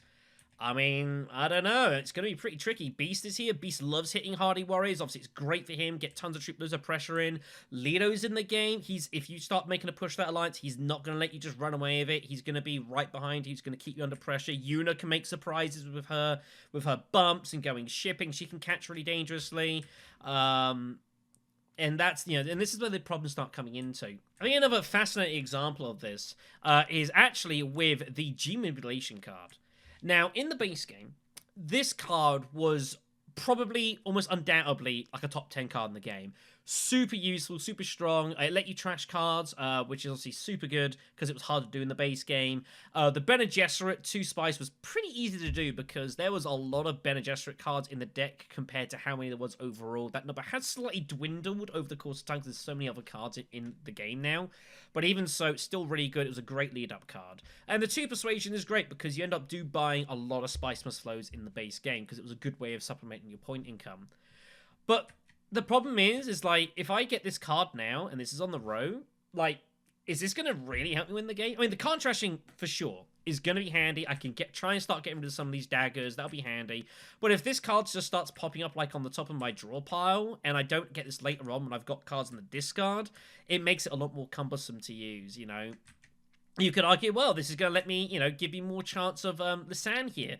I mean, yes, it is, but we still return to the original problem. Are you realistically going to get any use out of these bumps? Is it going to benefit you very much? Carino Genes, as well, is another example of the problems you can have with when you bloat your deck. If you can't graft this card, this isn't doing a lot for you. Its agent effect is blank. It just gives you basically Emperor access for no benefit whatsoever, and one persuasion for a reveal, which is not a lot at all. And again, it's like in a 15-card deck, what's the odds of you drawing these 2 cards in the same hand? It's pretty low. What's the odds of you drawing this card and this card with Plan Coupling? It's still not looking that good. And you're going to be struggling. More often than not, you're going to get like this card here on its own. It's just going to sit there and just bloat your deck out, and you're going to be wishing you never bought it in the first place. So what I'm trying to say is you need to be able to buy responsibly when you're playing with this game. And as you're going to get used to it and get grips to the mechanics more, don't just buy everything you see because it looks pretty. Make an honest determination. If you buy this, am I realistically going to get this? If I buy Ixion Engineer, am I realistically going to get free techs in the game? Because if they're all super expensive and they're all things that don't really assist me very much, like what's Paul Trade doing with detonation devices? Absolutely nothing. Not when there's a beast in the game, Yuna's in. Like, it's just, there's no point. So unless you're going to literally just spend spice to try and get that, in which case you're probably better off using the spice for other things. Just go selective breeding, trim your deck down, get it tighter.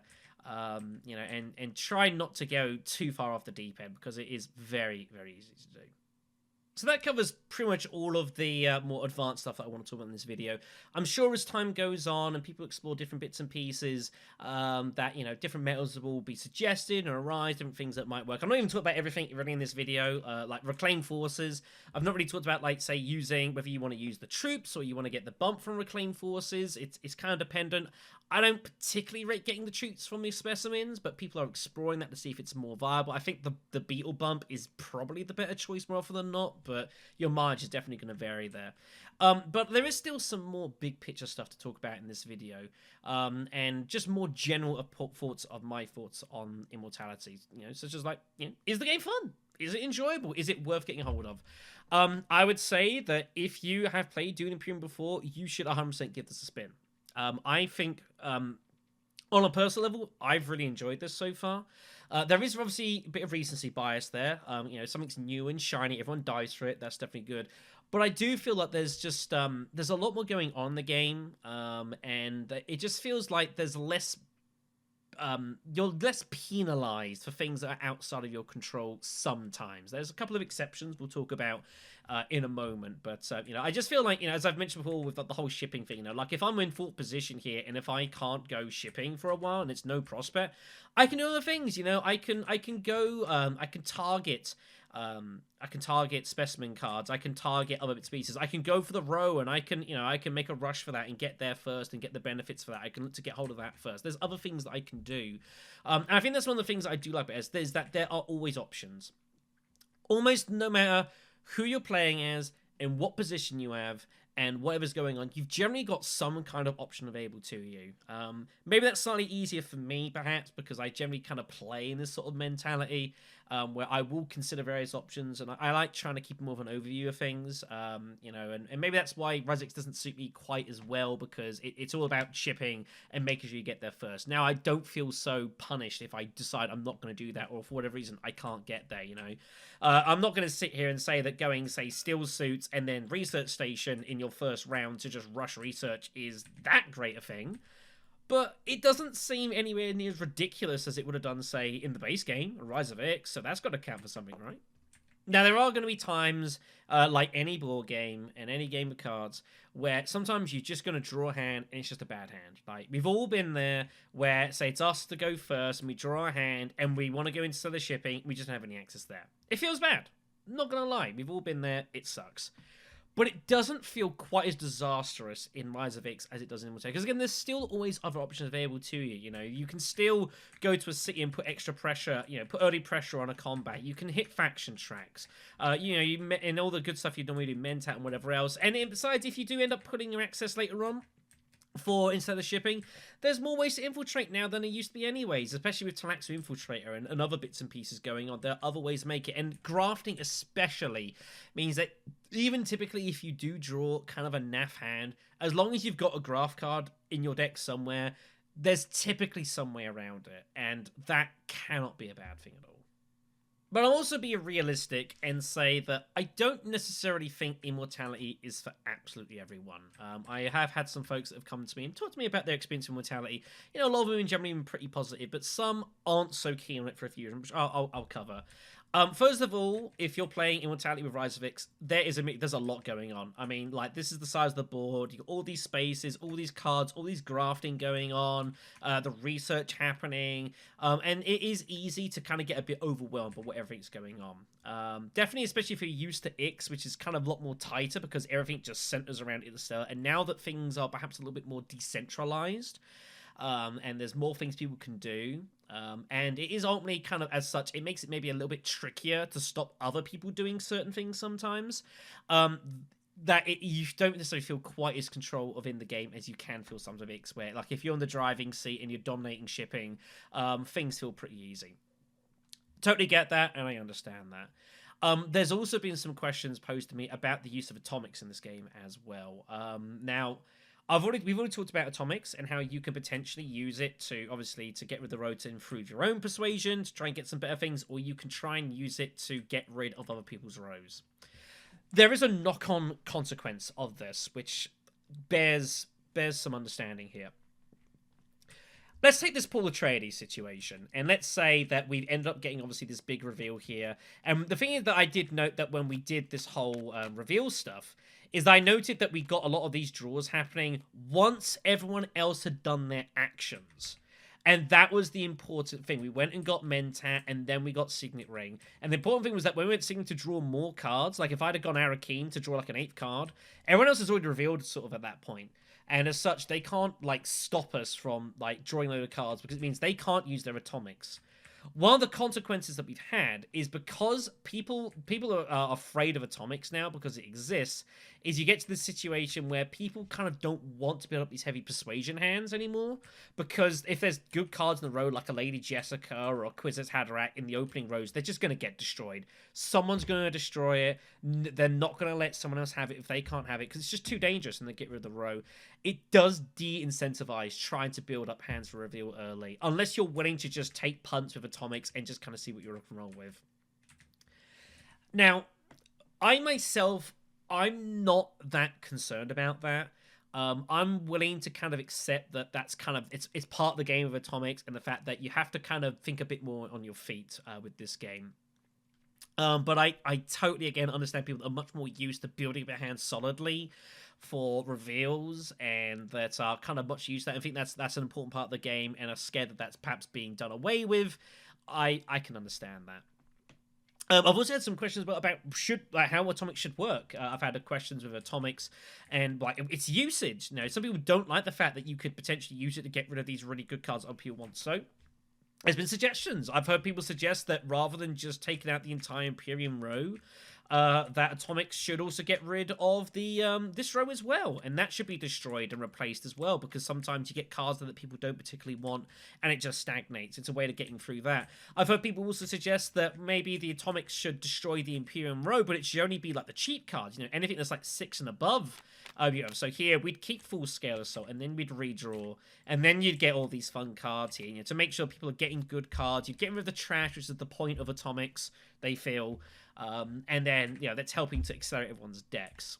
It's a tough call to make for atomics, and I think different people will feel differently about it, and that's totally fine. Everyone's opinions is totally valid here.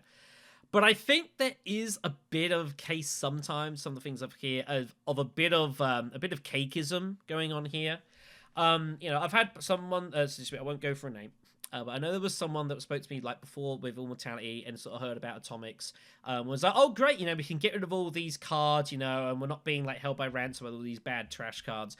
And then when Immortality started coming out and got exposed, they kind of said to me, I was really frustrated. I was playing like this ECAS game. And I was like basically going to go massive Spice Must Flow strats with Liet Kynes, who popped up. Like Red bought some cards. Liet Kynes turned up. He was just about reveal. He was going to, I'm going to get that. I'm going to just bomb liaisons and just try and win the game. And so Red was like, okay, I'll just take out the row. And Green was not left with very much. And he was annoyed. And I would be too if that's the strategy you're going to go with. But you can't have it both ways. I think if you're going to run with atomics, you have to accept that sometimes people are going to do things just to try and mess with you, and try and put you off your step. Because people can kind of say, again, we talked about the Helene example. If you've got a big reveal hand, like people know what you're trying to do. You can't hide that you've got 6 cards in your hand and you've been to tech negotiation, you've been there. People will see that, and people will respond to that if they can. They're not just going to let you have like Kwisatz Haderach and Choem Directorship. If they can stop it, they'll stop you. Of course they will. People are trying to win the game.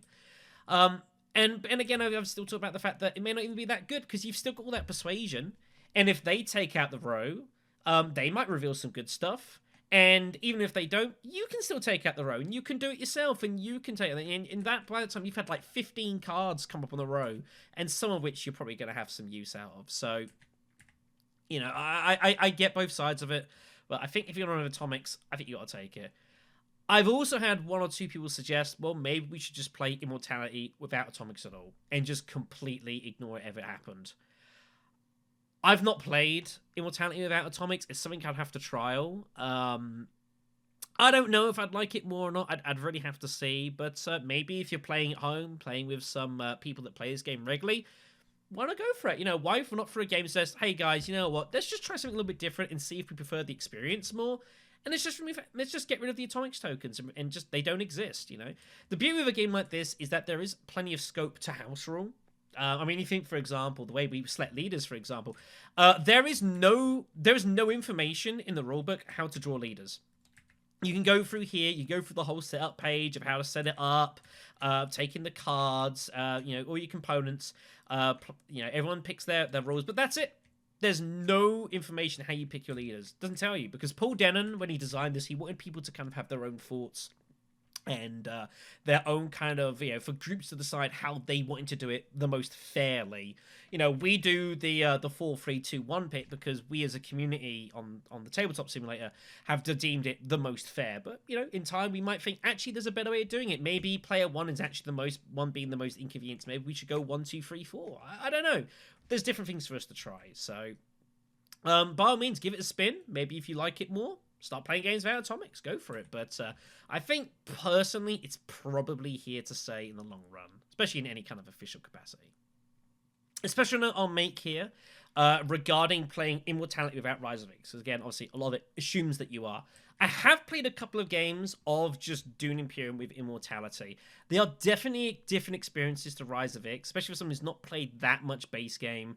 And definitely seeing, like Selmalange and Holvorotari is strange as anything whenever you first see it. There's no question about that. But I actually quite enjoyed them as well. I thought it was totally fine. It's a kind of a much more methodical experience, I guess. Partially because you haven't spent some time and read, okay, there's no shipping. I've got to generate my resources, my points elsewhere.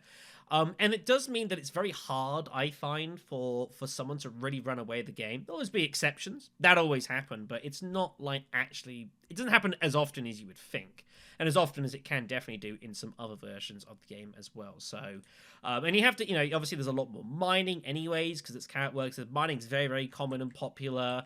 Obviously mining, sell melange, and then picking up your swordmaster, and all the time you're benefiting your research while you're doing that. So you do find that research tends to rocket along far quicker in Immortality without Rise of Ix, because it's more of the focus of the game, because people want to get their specimens, people want to get these graph cards, because this is like the big power point of the entire game.